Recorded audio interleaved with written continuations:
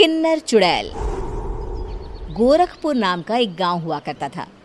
उस गांव में ज्यादा लोग नहीं रहते थे। उस गांव में एक गर्भवती विधवा औरत रहती थी। उस औरत का नाम कमला था। कमला अपने घर में अकेली रहती थी। उसके पति की सारी जायदाद उसके नाम हो गई थी, पर सभी गांव वाले उस औरत को मनहूस औरत समझा करते थे और सभी उससे नफरत किया करते थे। एक बार कमला राशन की दुकान पर खाने का सामान खरीदने जाती है। भैया जी, जरा 1 किलो दाल चावल देना। अरे हाय हाय हाय हाय हाय हाय! अरे मनहूस औरत, मेरी दुकान में अपशुगन करवाने आ गई क्या? हैं? चल जा यहाँ से। मैं कुछ नहीं देने वाला हूँ तुझे। भाग भाग यहाँ से, चल जा, निकल। भैया जी, ऐसा मत कहिए। मैं गर्भवती हूँ, मुझे खाने की बहुत जरूरत है।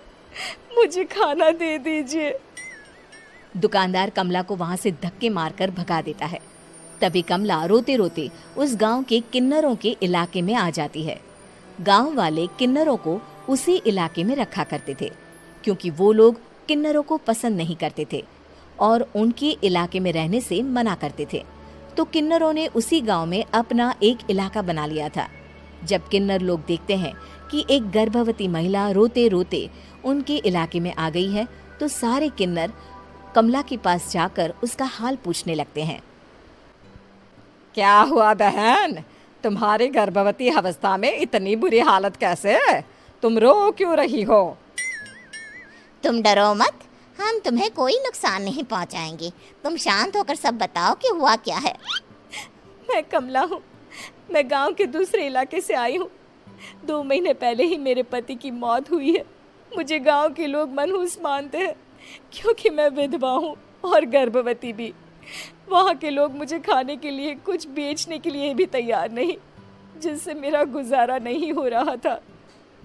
कोई बात नहीं कमला, हम तुम्हारा ख्याल रखेंगे। किन्नर लोग कमला को एक खाली घर में रहने के लिए जगह दे देते हैं और उसकी देखभाल भी करते हैं। कुछ ही महीने बाद कमला अपने बच्चे को जन्म देती है, पर अफसोस, कमला बच्चे को जन्म देते ही अपनी जान गंवा देती है। जब सब किन्नर बच्चे को देखते हैं तो बहुत खुश हो जाते हैं, क्योंकि वो बच्चा भी किन्नर ही था। कमला ने एक किन्नर बच्चे को जन्म दिया था। अब इस बच्चे की देखभाल कौन करेगा? हम तो इस बच्चे को गांव के दूसरे इलाके में भी नहीं भेज सकते। और तो क्या हुआ, इस बच्चे की माँ नहीं रही तो हम इसे पालेंगे। अब ये हमारे इलाके में रहेगा, हमारे साथ रहेगा। फिर वो किन्नर उस किन्नर बच्चे को गोद ले लेते हैं, उसका नामकरण कराते हैं। उस किन्नर बच्चे का नाम शक्ति रखा जाता है। देखते ही देखते शक्ति बड़ी होने लगती है। उसके रंग रूप बहुत सुंदर थे। वो बहुत सुंदर किन्नर दिखती है। एक दिन शक्ति एक किन्नर से पूछती है, माँ जी सुनिए ना, ये गांव के दूसरे इलाके में भी तो लोग रहते हैं, तो हम वहाँ क्यों नहीं जाते? हम उनसे अलग क्यों रहते हैं? शक्ति, क्योंकि वो लोग हमारे जैसे नहीं, वो लोग हमें पसंद नहीं करते, इसीलिए हम उनसे अलग रहते हैं। क्यों? वो हमें क्यों पसंद नहीं करते? मुझे एक बार उस इलाके में जाना है। मैं एक बार वहाँ जाकर घूम कर आऊं। शक्ति, खबरदार, जो तू उस इलाके में कभी भी गई तो अपनी जान नहीं गंवाना चाहती तो उस इलाके में कभी कदम भी नहीं रखेगी, समझी? इतना कहकर वो किन्नर वहाँ से चली जाती है। शक्ति उस किन्नर की बात सुनकर बहुत रोती है। माँ जी, ऐसा कैसे कह सकती है? उन्होंने इतनी सी बात के लिए मुझे इतना डांटा। अब तो मैं उस इलाके में जरूर जाऊंगी। फिर एक दिन शक्ति गांव के दूसरे इलाके में चुपके से जाती है। ये लोग तो हमारे जैसे ही इंसान हैं, तो ये हमसे नफरत क्यों करते हैं? जब शक्ति उस इलाके में पहुंचती है तो गांव के सारे आदमी उसके रूप से मोहित हो जाते हैं। वो लोग ये अंदाजा नहीं लगा पाते कि वो किन्नर है। शक्ति की सुंदरता देखकर सारे गांव वाले उसकी तारीफ करने लगते हैं। तभी गांव का चक्कर लगाने गांव के जमींदार का बेटा हर्ष वहां पहुंचता है। हर्ष भी दिखने में बहुत सुंदर होता है। जब हर्ष ने शक्ति को देखा तो वो भी उससे मोहित हो गया, और जब शक्ति की नजर हर्ष पर पड़ी तो वो हर्ष को देखकर मोहित हो गई।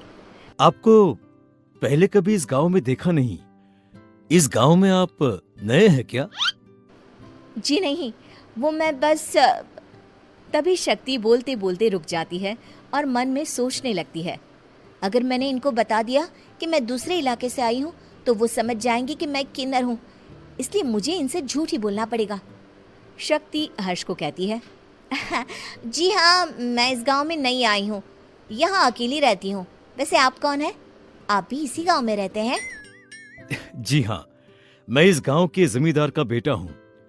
आपको किसी भी चीज की जरूरत पड़े तो आप मुझे बता देना, मुझे अच्छा लगेगा।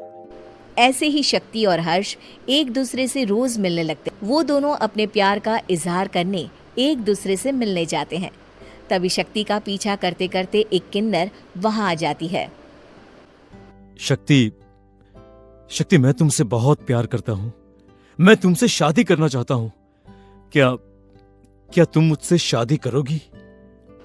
हाँ हर्ष, मैं तुमसे शादी करूंगी, पर मैं तुमको अपने बारे में एक सच्चाई बताना चाहती हूँ जो मैंने तुमसे छुपा कर रखी है।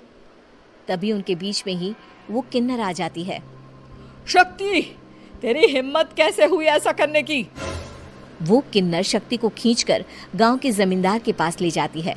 हर्ष भी वहां शक्ति को बचाने के लिए पहुंच जाता है।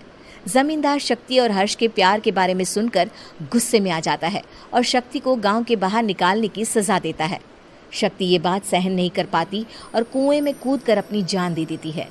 जमींदार हर्ष की शादी गांव की एक लड़की से करवा देता है, पर हर्ष इस शादी से खुश नहीं होता। शक्ति अपना बदला लेने के लिए मरने के बाद किन्नर चुड़ैल बन जाती है। अब मैं इन गांव वालों को नहीं छोड़ूंगी, अब इनसे मैं अपने प्यार का बदला लूंगी। किन्नर चुड़ैल गांव वालों को परेशान करना शुरू कर देती है। एक बार वो रात को गांव के खेतों में पहुंच जाती है और वहां आग लगा देती है। सारी फसल जल के राख हो जाती है।